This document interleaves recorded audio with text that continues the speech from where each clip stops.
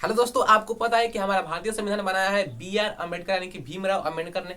लेकिन हमारे भारतीय संविधान के कुछ ऐसे स्रोत हैं जो कि अलग अलग देशों से लिए गए हैं, जैसे स्वतंत्रता का अधिकार, मूल अधिकार, यानी कि अलग अलग देशों से हमारे अलग अलग स्रोतों को लिया गया है। तो आज उन्हीं देशों से यानी कि किस देश से कौन सा स्रोत हमारे भारतीय संविधान में लिया गया है और उससे हमको कितना फायदा होता है, इस वीडियो में हम उसी के बारे में चर्चा करने वाले हैं। तो आइए वीडियो को शुरू करते हैं। हम जानते हैं कि संविधान एक सर्वोपरि शासन है, यानी कि संविधान हमारे देश के सभी व्यक्तियों पे समान अधिकार लागू करता है, चाहे अपने आप में राष्ट्रपति हो या फिर एक समान नागरिक हो, चाहे आप हो चाहे हम हो, यानी कि कोई भी हो। संविधान सबका एक अपना अधिकार देता है। लेकिन किसी पदवी को संविधान के द्वारा कुछ ऐसे छूट मिल जाते हैं जिससे अपने कार्यों को करने में उन लोगों को आसानी होती है। तो आज उन्हीं स्रोत मतलब कि हम स्रोत के बारे में जानने वाले हैं कि भारत के ऐसे कौन से स्रोत, जैसे स्वतंत्रता का अधिकार यानी कि संविधान सबसे ऊंचा रहेगा उसका अधिकार, यानी कि हमारे देश में सबसे बड़ा संविधान है उसका अधिकार, मूल अधिकार।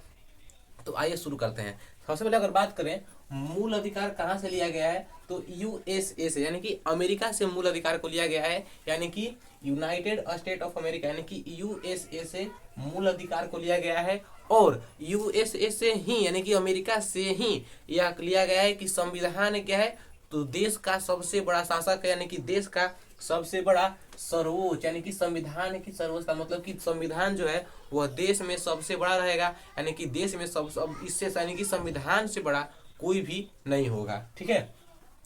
ब्रिटेन से लिया गया, यानी कि ब्रिटेन का मतलब कि इंग्लैंड ना, ब्रिटेन का मतलब इंग्लैंड, ब्रिटेन, ब्रिटिश इंग्लैंड, ये उसका ही नाम है। ब्रिटेन से क्या लिया गया, संसदात्मक शासन प्रणाली, यानी कि हमारे भारत में एक संसद होगी, संसद की एक दो यानी कि राज्यसभा लोकसभा ना ऐसे होंगे। यह कहाँ से लिया गया है, तो ब्रिटेन यानी कि इंग्लैंड से लिया गया है। यानी कि भारत के पास एक संसद है और संसद में दो पक्ष हैं, राज्य लोकसभा और राज्यसभा। तो यह प्रणाली कहाँ से लिया गया है, तो ब्रिटेन से लिया गया। कौन सी प्रणाली, तो संसदात्मक शासन प्रणाली, यानी कि हमारे भारत में संसदात्मक शासन प्रणाली है जो कि भारत को एक लोकतांत्रिक देश बनाती है।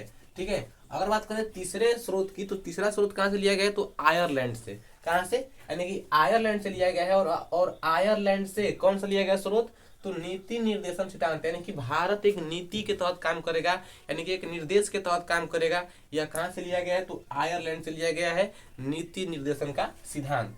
चौथा हमारा है देश ऑस्ट्रेलिया, यानी कि ऑस्ट्रेलिया से क्या लिया गया है कि भारत में दो सरकार होगी, केंद्र की सरकार अलग होगी, राज्य की सरकार अलग होगी।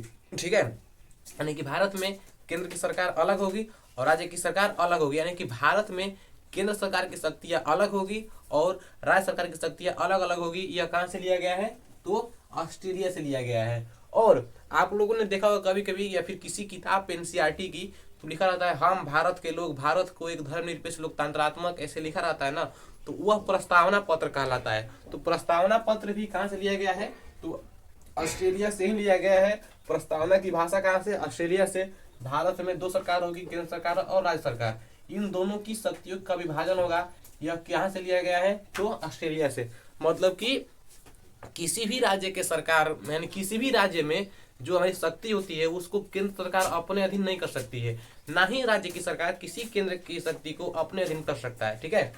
अगर बात करें जर्मनी के यानी कि पांचवें स्रोत की, तो पांचवा स्रोत क्या है, आपातकाल में राष्ट्रपति को मौलिक संबंधी अधिकार, यानी कि आपातकाल में भी राष्ट्रपति को मौलिक संबंधी यानी कि मौलिक अधिकार दिए जा सकते हैं।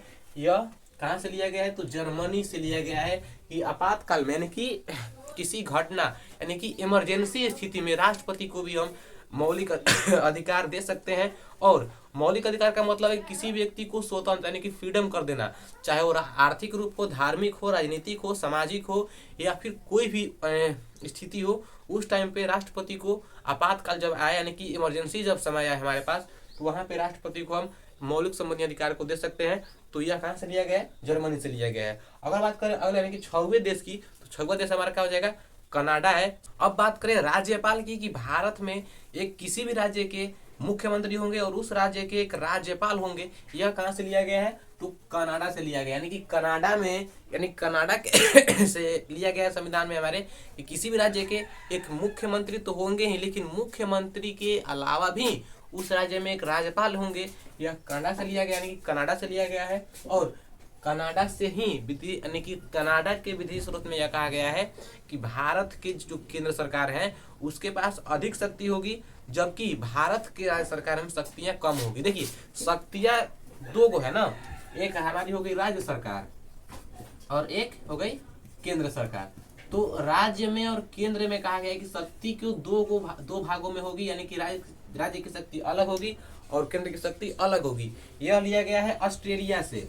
जबकि केंद्र के पास सबसे अधिक शक्ति होगी, यह लिया गया है कहां से, तो कनाडा से। अगर बात करें दक्षिण अफ्रीका की, तो दक्षिण अफ्रीका से जो संविधान की स्रोत लिया गया है, उसमें यह कहा गया है कि संविधान में संशोधन होंगे, यानी कि किसी भी, यानी कि हमारे भारतीय संविधान के किसी भी टॉपिक पे संशोधन होगी, यानी कि बदलाव हो सकता है, लेकिन हमारा भारतीय संविधान दोबारा नया नहीं बनेगा। यानी कि नया नहीं बनेगा लेकिन बदलाव हो सकता है। अगर किसी फॉर्म पे अगर आप लोगों की गलती कहीं अगर होती है तो उसको आप सुधारवा सकते हैं, यानी कि आपका नया फॉर्म नहीं बनेगा। जैसे मान लीजिए आधार कार्ड, तो आप आधार कार्ड में कहीं पे आप लोगों का कहीं गलती होगा तो वो सुधर जाएगा, लेकिन आपका एक नया आधार कार्ड नहीं बनेगा, चाहे आप लाख ट्राई कर लीजिए ना।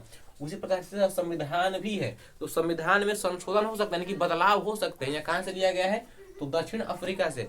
लेकिन संविधान नया नहीं बनेगा, यह भी एक नियम है हमारे संविधान की।